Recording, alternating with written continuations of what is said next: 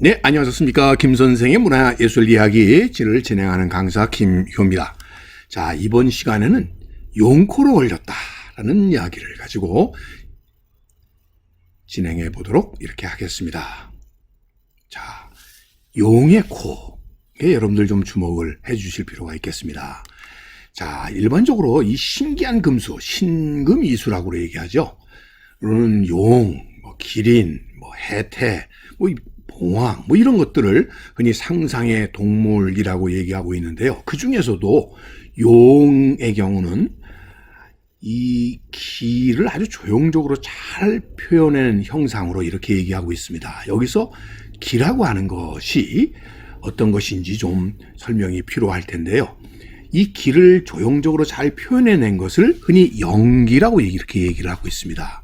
자, 끊임없이 이어지는 이러한 기의 힘을 표현해주고 있는 거죠. 그래서 이러한 신기한 금수의 잎에서부터 이 무량한 많은 이런 보주들이 발산하는 것으로 이렇게 표현되는 그런 대표적인 예가 용에 해당이 되겠습니다. 특히 용의 경우는 이렇게 생각해 왔습니다.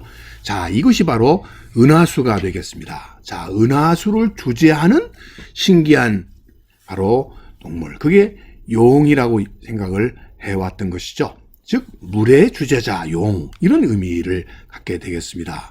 자, 그러다 보니까 하늘은 여러분들 잘 알다시피 건이고요, 땅은 곤이 되게 되는데, 자, 이 하늘과 땅 사이에 바로 뭐가 있느냐면 바로 물이 있다는 것이죠.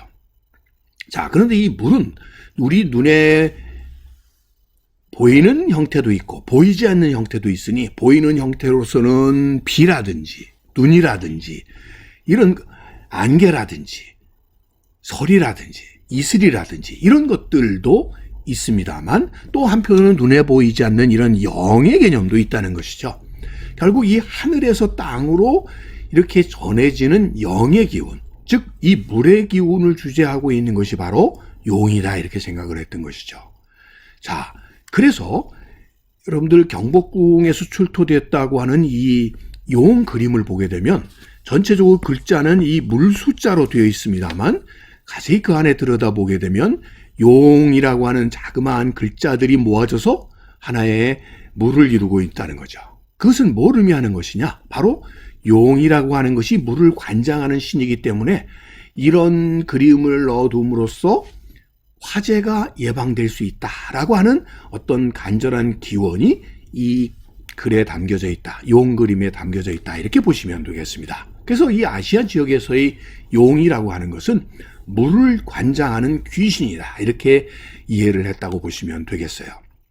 자, 그런데 우리말에 용코로 걸렸다, 이런 용코라는 말이 쓰여지고 있는데, 흔히 영락없이 빠져나갈 구멍이 없는 아주 곤란한 처지에 빠진 것을 흔히 용코로 걸렸다, 이렇게 얘기들을 하고 있는데, 일부 학자의 경우는 이 용코라는 의미는 뭘까? 라고 얘기할 때 이 용은 아주 잘난 것들을 모아가지고 만들어낸 이런 존재인데, 그러다 보니까 예로부터 황제의 상징으로 사용되었던 것이 용인데, 용에게도 어떤 의미에서 부끄러운 약점이 있었으니 바로 그것이 용코라는 거죠. 그 용코는 뭐를 본땄느냐 하면 바로 돼지 코를 본땄기 때문이라는 거죠. 그래서 용의 그 용코를 괜히 이렇게 잘못 얘기했다가는 용에게 크게 박살이 난다, 그런 말에서 용코라는 말이 나왔다, 이렇게 얘기하는 분도 있고요. 또 한편으로는 전통적인 놀이는 아니었습니다만 일본으로 전해져 와서 흔히 지금 고스톱이라고 알려져 있는 이런 화투놀이 중에 예전에는 이 600인이 아니면 섰단이 이런 것들을 했는데, 그 중에서 600이라는 것은 최고 600점이 나면 이기는 화투놀이라는데, 그 중에서 용코라는 것은 이 500점이 되는 4개의 약이라고 합니다. 그래서 이 용코로 걸렸다는 것은 결국 확실하게 걸려들었다, 이길 승세를 잡았다, 이런 의미로 용코라는 말이 일본어로서 우리에게 쓰여져서 전해졌다라는 이야기들도 얘기되고 있습니다. 자, 일반적으로 용을 보게 되면, 자, 좀 전에 얘기했던 것처럼 코는 돼지코의 형상을 이렇게 하고 있고요. 사자 머리털에 뭐 사슴의 뿔에 소의 귀에 몸통은 뱀이고 또 비늘 몸 전체는 물고기의 비늘로 되어 있고 발톱은 독수리의 발톱을 담는 등 한마디로 이 귀한 것들이 다 모아진 것이고 그런 가운데에서 이 입에서 나가는 바로 이 영의 기운들을 이렇게 구름 모양 이런 형상으로 만들어져서 결국 이 기운이 영스러운 기운이 넘쳐나는 이런 그림으로 그려졌었던 것이 바로 이런 운용도라는 것이죠. 이미 고구려 시대의 고분 벽화에서도 이런 용의 그림들은 즐겨 그려지게 되었고 특히 좌청룡이라고 해서 즉 동쪽을 나타내는 이런 상서로운 동물로 기운으로 이런 청룡이 흔히 그려지게 되었던 것이죠. 자, 지금도 이 궁궐의 임금님의 어자의 윗부분의 이 천장에는 바로 이러한 용의 형상들을 조각으로 집어넣게 된 것도 바로 이것이 절대자를 하나의 상징하는 것으로 이렇게 여겼었다 이렇게 보시면 되겠습니다.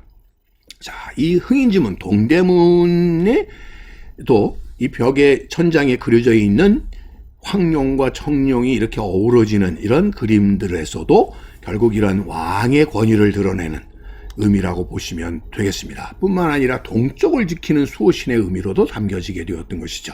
그래서 궁궐 내에서도 많이 쓰여졌던 이런 큰 항아리들의 경우는 이러한 운용, 용의 그림이 즐겨 그려졌던 이유도 바로 그런 상징적 의미가 담겨져 있다 이렇게 보시면 되겠습니다. 이런 철화백자에서도 이런 용의 문양들이 즐겨 그려졌고요. 이런 자기 속에서 등장하고 있는 이런 장식 속에서도 이런 용의 문양이 들어가게 됐던 것은 바로 이 용이 갖고 있는 영험한 기운을 바로 받고자 하는 그런 마음들이 여기에 간절한 마음들이 이렇게 표현된 것이라고 볼 수가 있겠습니다. 자, 이건 나전과로 만들어진 이 장롱인데요. 이 2층 장에는 바로 이렇게 형태의 용이 감싸는 구조의 이러한 2층 장의 형태도 이런 기운 때문에 만들어졌다고 볼 수가 있겠고요. 자, 이 나전뿐만 아니라 대모까지 이용한 어피까지 이용한 아주 대단히 귀한 이 상자 속에서도 바로 이런 용봉 문양들이 등장하게 되는 것은 용과 봉황의 문양이 들어가게 되는 것도 다 그런 의미라고 보시면 되겠습니다. 자, 여기에 가운데에 흉배에 해당되는 부분에 바로 이런 용의 문양들을 집어넣었던 것은 다 이렇게 왕의 상징으로, 그래서 고종 임금께서 직접 사용하셨다고 하는 갑옷, 현재는 지금 일본의 동경 국립박물관에 전시되어 있는 이 갑옷에서도 바로 이런 용의 문양들을 찾아볼 수 있는 것도 바로 이 황제의 상징이 바로 용이기 때문에 그러하다 이렇게 보시면 되겠습니다. 이런 갑주뿐만 아니라 결국 투구에도 이런 용의 문양들을 드러내게 됐던 것도 같은 의미가 되겠고요. 자, 임금님을 그리는 이런 어진에서 확인할 수 있는 골룡포의 모습들, 어깨나 가슴에 이런 문양들이 다 이렇게 황룡의 모습을 하고 있는 것도 그런 이유가 되겠고요. 어저의 장식들뿐만 아니라 자, 여기에 지금 어저에 새겨져 있는 금색의 문양 속에 담겨져 있는 5발가락의 바로 이런 황룡. 여기서 이 5발가락이라고 하는 것이 결국 황제를 의미한다라고 하는 점에서 결국 이 의자 자체가 갖는 의미는 결국 절대적인 권력을 가진 결국 왕을 표현하는, 대신하는 상징이라고 보시면 되겠습니다. 자, 하다못해 이 자리, 화문석 자리에서도 이렇게 용의 문양들이 들어있게 된 것이고요. 자, 지금 이 경회로 연못 속에서 나온 이 용 문양을 통해서도, 발굴된 용 문양을 통해서도 이 용이라고 하는 것은 늘 물을 주재하는 그런 형징이었다 이렇게 결론 내릴 수가 있겠습니다. 자, 이렇게 쭉 뒤집어 볼 때 용에 대한 왜 용코라는 말이 나오게 되었을까? 용의 약점이었다. 아니면 이 화투놀이의 하나의 에서 나온 것이다 라고도 얘기하고 있지만, 이 백제의 금동 대학로의 받침에 해당되고 있는 바로 이 용의 모습을 통해서 저는 이런 결론 의미는 어떨까 하는 생각을 해보게 됩니다. 여기서 용코에서 확 쏟아지는 이러한 영스러운 기운에 의해서 바로 이런 세상이 만들어진 것이죠. 그런 의미에서 용의 최대의 어떤 의미에서 기운의 강점은 바로 용코가 아닐까 싶고요. 결국 용코에, 즉 돼지 콧바람에 의해서 영의 기운이 이 세상에 나타나서 결국 이 인간들의 세상을 구현해내고 있는 것이 아닌가 싶어서 결국 용코에 의해서 이 세상은 주재된다라는 의미로 용코에 걸렸다라는 말이로도 해석할 수 있지 않을까 하는 생각을 해보게 됩니다. 오늘은 이 용코에 대해서 꽃밭을 가꾸는 김 선생이 말씀드렸습니다.